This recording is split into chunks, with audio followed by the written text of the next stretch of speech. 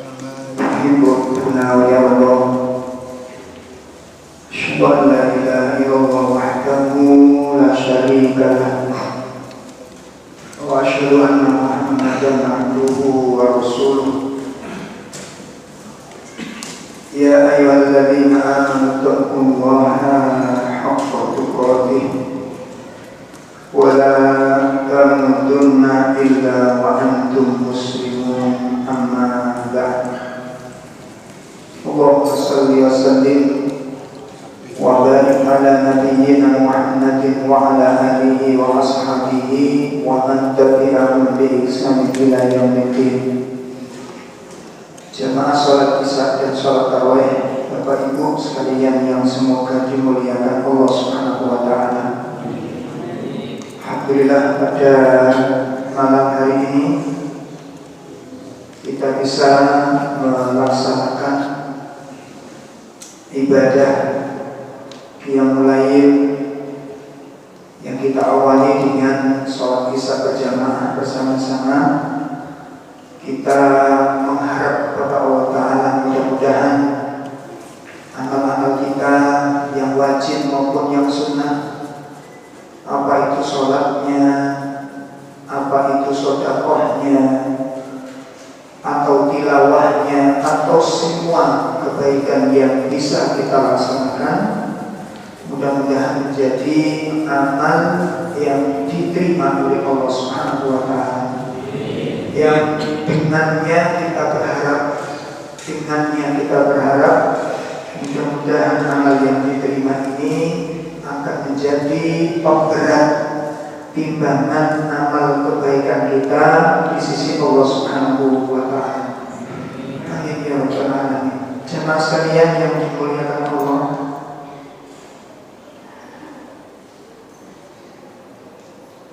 ketika seseorang melihat sesuatu itu penting,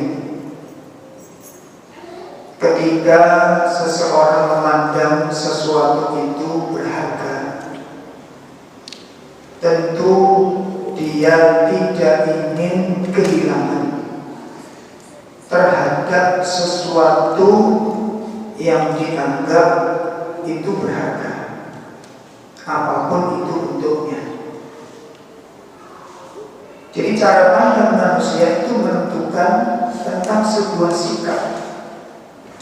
Dia menjaga atau dia terledor terhadap sesuatu, itu tergantung dari posisi sesuatu dalam pandangan orang tersebut. Jadi kalau sesuatu itu dipandang sangat mahal, dipandang sangat berharga, orang tidak mau kehilangan dirinya. Dia akan berusaha menjaganya, dia akan berusaha merawatnya, dan kalau seandainya benar-benar hilang, maka dia akan merasakan kesedihan yang sangat mendalam. Contoh keluarga, ya, di antara keluarga kita itu ada yang kita anggap sangat berharga nilainya, dan ada yang kita anggap kurang berharga nilainya. Tentu seandainya dua orang keluarga ini yang meninggal dunia salah satunya, yang satu kita anggap sangat penting dalam kehidupan kita, yang satu kita anggap kurang penting, maka ketika salah seorang ini meninggal, perasaan yang kita miliki ini beda. Ya, beda. Kalau yang meninggal itu adalah orang yang sangat kita cintai dan memiliki nilai yang mahal dalam pandangan kita, ini tentu akan mengakibatkan kesedihan yang sangat mendalam. Kalau Bapak membaca kisah detik-detik kematian Rasulullah SAW, ini para sahabat itu mayoritas gak bisa terima berita tentang kematian Rasulullah. Gak ada yang bisa terima. Umar itu gak terima. Siapa yang bila Rasul meninggal tak bunuh, kata. Jadi gak ada orang yang berani komentar. Utsman bin Affan itu berdiri seperti patung begini, gak bergerak. Utsman bin Affan. Belum sahabat yang duduk, ada yang duduk itu di halaman rumah Rasulullah SAW. Nggak ada yang mampu berdiri. Kenapa? Karena di hati mereka itu menolak kematian Rasulullah. Rasulullah jangan mati. Kenapa demikian rupa? Kenapa sedemikian hebat pukulan itu? Umar itu nenteng pedang, Pak. Royongan. Pokoknya bilang Rasul meninggal dulu. Saya meninggal. Kenapa? Bagi Umar, Rasul nggak boleh mati. Rasul. Begitu Abu Bakar datang, kemudian langsung masuk ke dalam kamarnya Rasulullah SAW dan membuka kain yang menutup wajah beliau, kemudian mencium wajah beliau dan mengatakan, Inna lillahi wa inna ilaihi. Sungguh Rasulullah telah benar-benar meninggal dunia. Ini pukulan yang sangat berat kepada para sahabat. Kenapa demikian, Pak? Lahirnya Rasulullah itu nikmat yang besar bagi umat ini. Maka wafatnya Rasulullah itu merupakan musibah terbesar umat ini. Ya. Datangnya Nabi SAW membawa cahaya. Maka wafatnya Rasulullah SAW akan meninggalkan bekas-bekas ada kegelapan akan menimpa umat ini. Akan menimpa musibah akan menimpa umat ini. Maka Abu Bakar keluar dari bilik Rasulullah, dari kamar Rasulullah, dan keluar menemui para sahabat. Apa yang diucapkan oleh Abu Bakar? Supaya para sahabat gak drop, supaya para sahabat gak depresi, supaya para sahabat tetap bergaya di atas keislaman. Beliau mengatakan, Man ya'budullah fa innallaha qad hayy. Barang siapa yang menyembah Allah, maka sesungguhnya Allah itu maha hidup.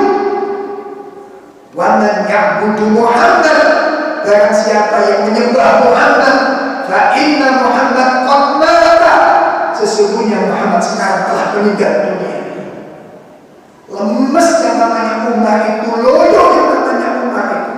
Pedang yang ditancapkan di tangan kemudian duduk di sana, nggak berdaya Umar. Kenapa?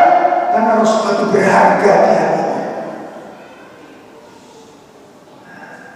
Akhirnya Nabi mengatakan, wa ma kana Muhammadun.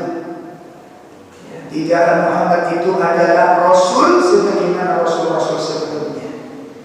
Artinya Rasulullah itu pun juga bisa meninggal dunia. Inilah kehilangan sesuatu yang sangat berharga. Kita kehilangan anak, tergantung anaknya. Kalau anaknya itu gede, anak yang gablek, tukang fitnah, membuat kerusakan di muka bumi ini, membuat kehancuran kehormatan orang tuanya, rusak keluarganya, hartanya habis oleh anak ini. Kalau anaknya meninggal, kemungkinan kesedihan itu tidak ada. Mungkin para bahkan tetangga-tetangga mungkin bersyukur dengan kematian orang semacam ini. Tapi ketika meninggal, anak-anak itu yang taat sama orang tua, yang patuh dengan orang tua, yang ngerti keadaan orang tua, yang membantu orang tua, meninggal dunia, maka orang tua mana yang tidak akan merasakan sebuah kesedihan? Ini contoh-contoh sesuatu yang kita pandang itu mahal, kita tidak ingin kehilangan terhadapnya. Bapak-bapak, ibu-ibu sekalian, iman dan hidayah itu kita hargai berapa? Iman, di mana hati kita ini cinta kepada ilmu, cinta untuk taat kepada Allah, senang mendengarkan nasihat. Ini kita hargai berapa? Ya. Mendengar perintah dengan senang hati kita melaksanakan, walaupun itu agak berat, tapi senang. Kenapa? Karena ada harapan yang kita inginkan, ada sesuatu yang kita tunggu, janji Allah akan pahala, surga yang dijanjikan Allah. Itu yang menjadikan kita sampai hari ini bertahan di dalam masjid. Ini yang menyebabkan kenapa kita mau lapar di waktu siang. kita nikmati haus dengan kesabaran kita menanti adzan maghrib, dan kita jalani berhari-hari sampai 1 bulan. Malam kita disuruh bangun, kita pun bangun, dan kita mencintai ada sesuatu yang kita harapkan di sana. Ini merupakan nikmatnya iman kepada kita. Kita bisa merasakan ketaatan dengan kenikmatan. Nikmat menjalani ketaatan ini merupakan nikmatul iman. Ini kita hargai berapa? Kalau memang iman itu mahal, hidayah itu berharga, konsekuensinya adalah jangan sampai ini hilang dari hati kita. Hari ini kita melihat masyarakat di dalam beribadah semua ini meningkat, baca Quran meningkat, sholat sunnah meningkat, zikir meningkat, tilawatil Quran meningkat, sedekah meningkat, bantu orang meningkat. Pertanyaannya, sampai berapa lama kita bertahan seperti ini? Kita hargai berapa ini? Ini persoalannya. Kita mau hidup seperti ini sampai kapan kira-kira? Kalau hanya hati kita jauh 1 bulan aja Ustaz, ya setelah bulan ini biar sederhana aja. Apa seperti itu nilai dari sebuah iman? Begitu saja kita lepaskan ketaatan-ketaatan yang hari ini kita bangun, kita biarkan itu mengalir kemudian menjauh kita dan menghilang daripada kehidupan kita. Setelah kita rintis satu persatu, kita bangun setapak demi setapak, sejengkal demi sejengkal, sehelai demi sehelai kita lanjut benar-benar ketaatan hari ini. Lalu kita biarkan itu pudar begitu saja. Maka malam ini kita akan membahas di antara sebab-sebab tergelincirnya hati dari ketaatan kepada Allah. Apa yang menyebabkan terurainya buhul-buhul keimanan ini? Bapak-bapak, satu hal penting ibu-ibu yang perlu diperhatikan, hati tidak menetap dalam satu keadaan. Hati bisa tergelincir, ya, sehingga kita tidak boleh merasa aman dari tergelincirnya hati. Tidak boleh merasa aman.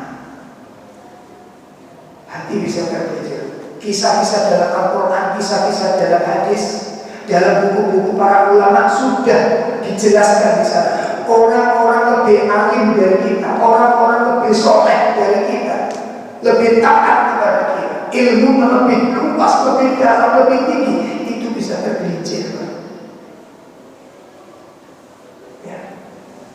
Di zaman Nabi Musa ada orang ulama namanya Bal'am bin Bawrah, dijelaskan di dalam surat Al-Quran, di dalam surat Al-Araf ayat 172.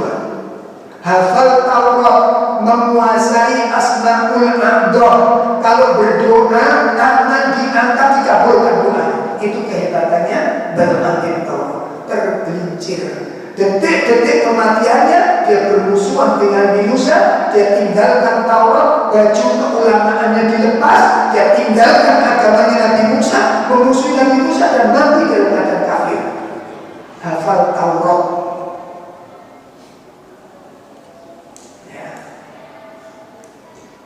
Kemudian ada Syekh Abdullah Al-Qasimi dari Jeddah, hafal Al-Quran, menguasai beberapa tafsir para ulama, hafal ribuan hadis. Kita hadisnya sudah berapa? Hafal berapa?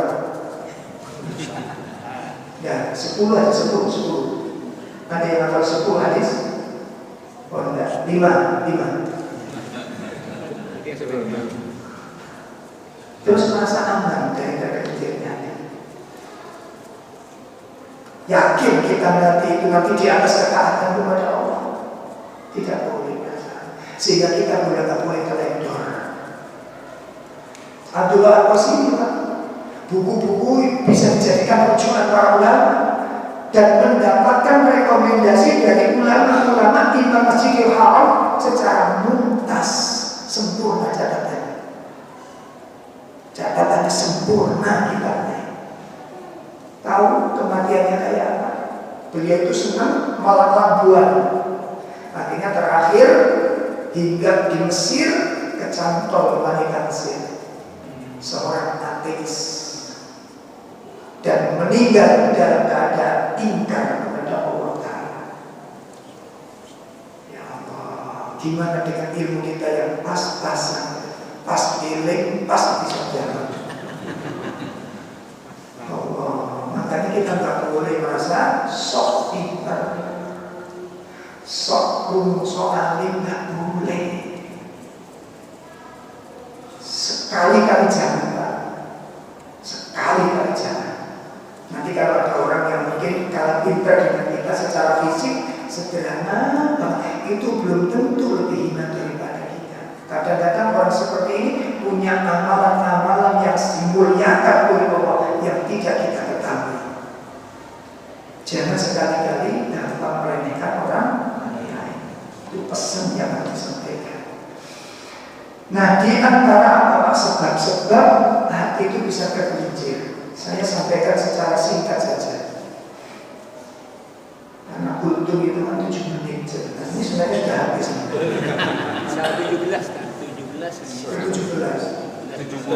Bukan 70 menit. Tidak apa-apa, saya tambahkan sedikit Pak. Dan mungkin saya peringatkan, sholat tarawih itu salat santai Pak sebenarnya. Kalau kita kadang-kadang kalau imam rodok belum rodok sedikit itu sepatu bagian. Nah, kata kok disebut tarawih itu santai. Kita belum kelihatan buku kabeh. Ayo, kapan tarawih sebenarnya? Santai. Apalagi di malam-malam sebelum karena kita yang butuh, bukan Allah kita yang butuh, harus betul-betul dinikmati ibadah. Jadi kalau sholat nanti jangan tergesa-gesa buku selesai. Nek jenengan cepat nama itu tanda-tanda jenengan itu tersiksa dalam sholat. Berarti Anda tidak mencintai sama Allah. Ngomong cinta itu dapur saja. Yakin dapur. Oh. Karena cinta itu senang bertemu dengan orang yang dicintai dan tidak mau berpisah. Contoh sambil telepon, kalau masih sambil senangi, kepingin cepat mari atau kepingin berlama-lama? Hah? Ayo, ini sambil diganggu sampai aku sambil senangi telepon, sampai meledos tapi ini tidak ada. Betul enggak? Itu fakta, itu cinta dan itu buktinya. Nah saya bisa mengatakan sholat sampai kepingin sholat si panjang gue deh.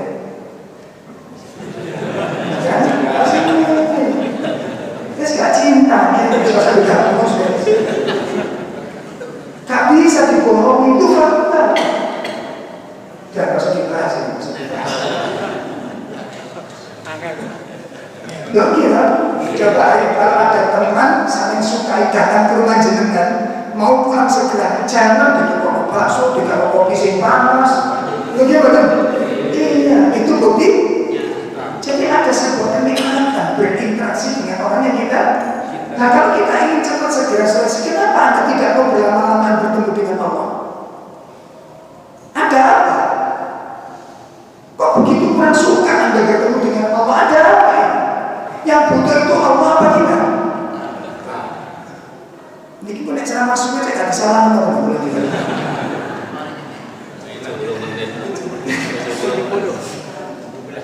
Itu mereka dalil di sini. Buat kita insya Allah kita akan mungkin. Jadi saya sampaikan secara singkat saja. Karena ini urusan penting bagi iman, ini urusan penting. Jangan sampai ketika saat meninggal dunia, saat dicabutnya roh kita, iman sudah tidak ada di sana. Alhamdulillah. Alhamdulillah ini jangan sampai terjadi. Ya, biarkan kita harus bertahan dengan apa yang kita miliki, kita tingkatkan pelan-pelan dengan kajian-kajian kita, ya. Mudah-mudahan Allah menjaga iman kita, menjaga keislaman kita. Yang pertama, yang menjadi sebab tergelincirnya hati, itu adanya benih-benih kemunafikan yang tidak kita sadari. Oh, ini gila. Jadi dari mana Quran jenengan itu ono benih-benih munafik yang kita tidak sadar.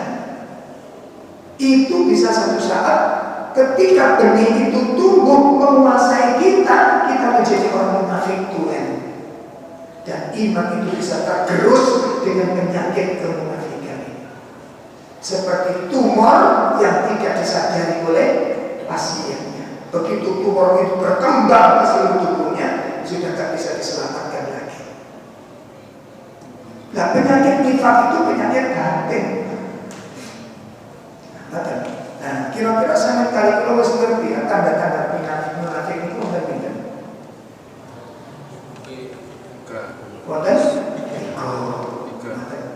Nabi mengatakan ayatul munafik kalatu. Tanda-tanda munafik itu ada 3. Idza hadasa kadzdzaba. Kalau ngomong bohong. Wa idza wa'ada khilafa. Apabila berjanji ingkar. Wa idza tumina khana. Kalau dipercaya khianat. Itu satu hadis. Nah, ini Al-Quran itu kan ada 30. Ada sekitar 30 sifat tanda-tanda munafik. Nah, kalau 30 ini yang kita ketahui 3, berarti sebagai seorang 7 likur. Nah, yang itu likur ini gak ngerti kalau ada penyakit nifak masuk, sadar betul? Betul sadar. Medit itu termasuk tanda munafik. Ya, saya ngomong sama medit, ayo mikir saja. Ya, sama ibu ini aku jalan diri, sama kok balik-balik jalan tanda-tanda munafik. Ya ibu ngetes ya, jalan diri ya. Kagak kayak munafik aja.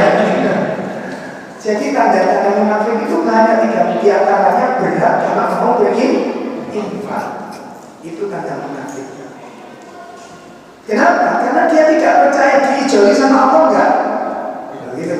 Kenapa sih menjadikan orang medit itu? Karena takut hartanya berkurang. Padahal Allah sudah mengatakan, aku ganti, kata Allah. Hati kan ngomong, iya gak diganti, kan ngomong itu. Loh betul apa? Kalau tidak, kalau Anda yakin dengan janji Allah, kenapa Anda bahagia? Kenapa ditahan? Kenapa tidak dikeluarkan atau diberikan? Karena takut ini akan hilang. Iya kalau diijoli sama Allah, kan gitu jadinya. Jadi orang bakhil itu penyakitnya suudzon kepada Allah, berburuk sangka kepada, nggak yakin dengan janji Allah. Ya Allah, ini diantara sholat malas itu bagian kemunafikan. Sholat malas itu tanda-tanda munafik. Jangan dibiarkan. Itu pasti tumbuh pada munafik yang lain nanti.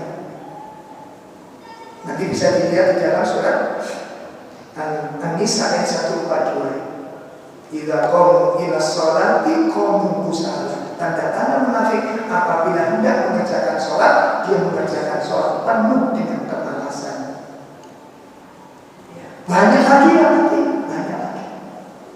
Baik, itu yang pertama yang menyebabkan hati bisa tergelincir. Kita waspada, kita pelajari. Yang kedua, adanya penyakit riya. Penyakit apa? Riya. Orang itu kalau ibadah tidak ikhlas, pasti terputus di tengah jalan. Tidak mungkin bisa istiqomah. Sampai dipahami ya? Jadi melakukan ibadah, nopo kita apa itu ngajar, apa itu berdakwah, apa itu bantu orang, apa berbuat sosial kepada orang. Nek buatan ikhlas pasti terputus gitu, nggak mungkin bisa istiqomah. Jalannya tergelincir dia. Beda dengan orang-orang yang ikhlas, nggak ngurusin uang, dipuji nggak dipuji nggak ngurus. Orang mau balas kebaikan nggak mau balas nggak ngurus. Itu ikhlas. Nggak butuh ucapan terima kasih, nggak butuh terkenal, nggak butuh viral. Saya ngurus. Saya melakukan ini, membantu orang miskin, sudah ini tugas saya ingin dapat pahala dari Allah. Soal orang miskin mau terima kasih tidak, itu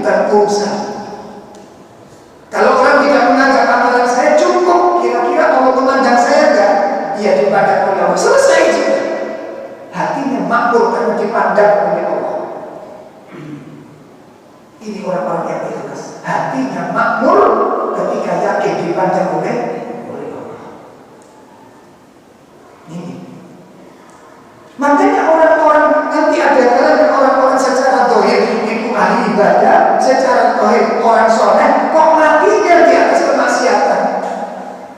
Kemungkinan besar ketaatan selama ini yang dilakukan itu adalah sebuah kepalsuan, dibongkar oleh Allah pada saat menjelang kematian. Matinya di atas keturunan. Padahal selama ini kita kenal apa? Orang-orang yang soleh, orang-orang yang takut, matinya di atas keturunan. Kemungkinan besar amal yang selama ini dilakukan itu bukan karena Allah, dibuktikan oleh Allah menjelang kematian. Ya Allah, Allah tahu. Ya, makanya kalau bapak-bapak berbagai sama tetangga kiri, oh ini ada janda tua tadi bantu, janda muda disambangi kamu, ini baru dicuri.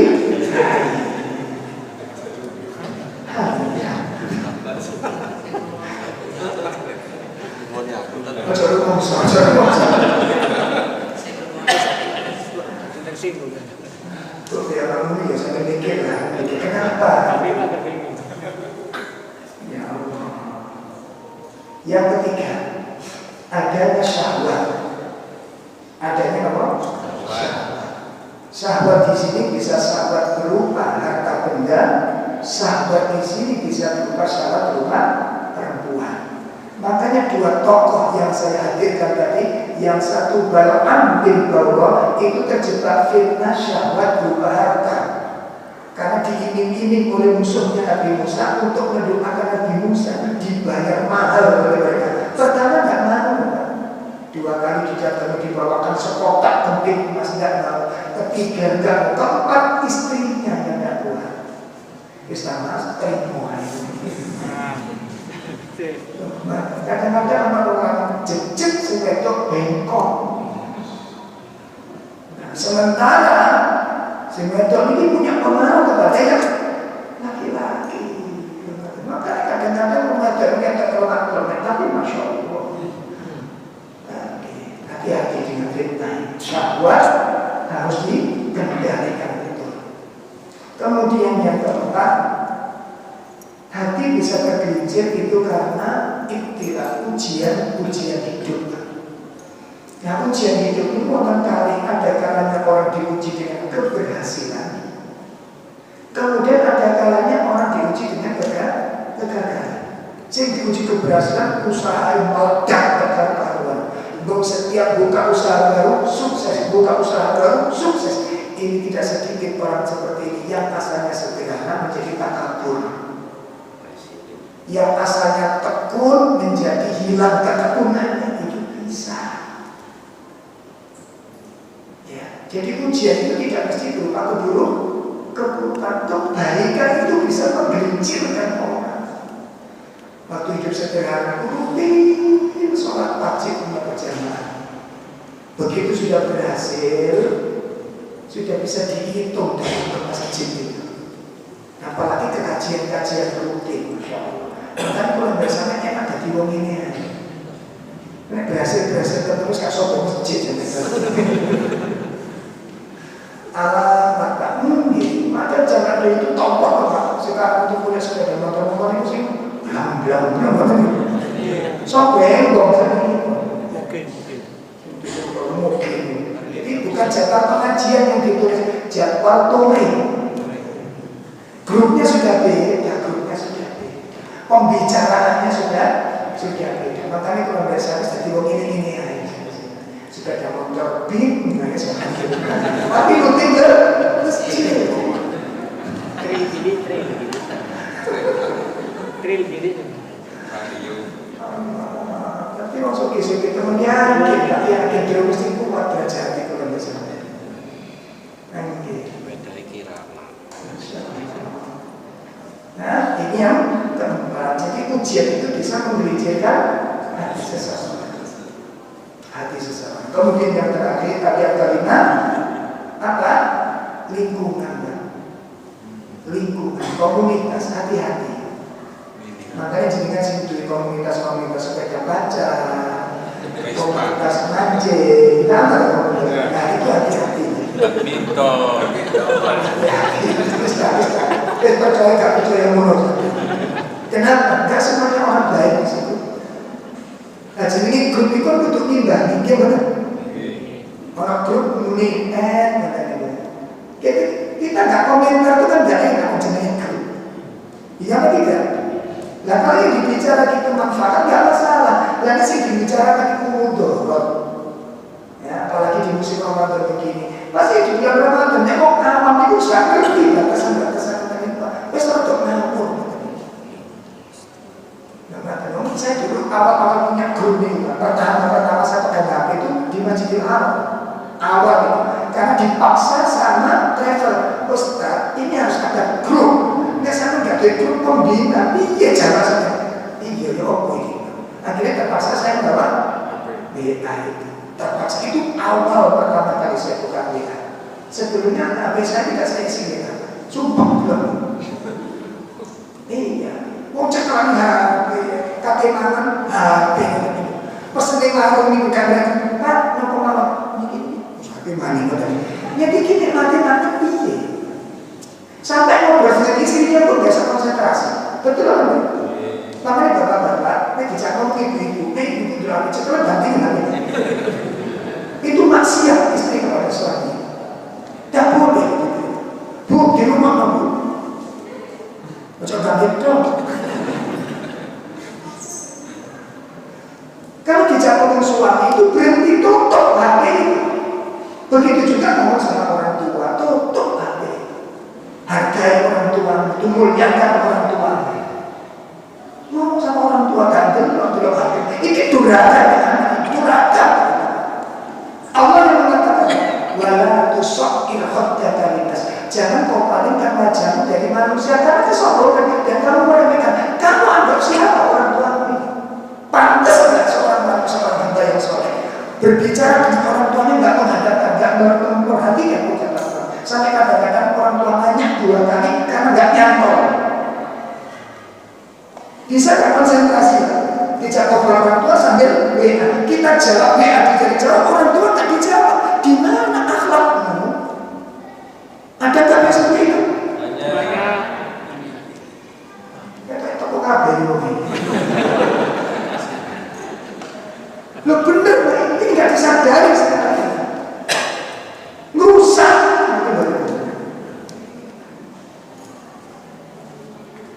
Ya, ini disebut dengan, kalau dalam fikih adab ini disebut supul adab, buruknya adab. Maka tolong diperhatikan lingkungan, komunitas bergaul itu sebuah kebutuhan. Gitu, nggak mungkin kita hidup sendiri, nggak bergaul, itu nggak mungkin. Kita butuh komunikasi, kita butuh interaksi, kita butuh bermasyarakat, itu butuh. Tapi kalau dipilih, kenapa? Itu mempengaruhi karakter. Sifat-sifat baik itu bisa terbentuk karena lingkungan yang baik. Sifat-sifat buruk bisa terbentuk karena lingkungan yang buruk. Salah memilih teman, salah membentuk karakter ke depan. Maka sedikit yang bisa kami sampaikan dalam kajian malam ini, mungkin bermanfaat. Jadi wabah gangsal, sebab-sebab tergelincirnya. Satu, adanya benih-benih kemunafikan. 2, karena faktor ria. Yang ketiga, adanya syahwat. Yang keempat, karena ujian. Yang kelima, lingkungan. Mungkin bermanfaat. Apabila ada kekurangan, mohon maaf yang sebesar-besarnya. Assalamualaikum warahmatullahi wabarakatuh.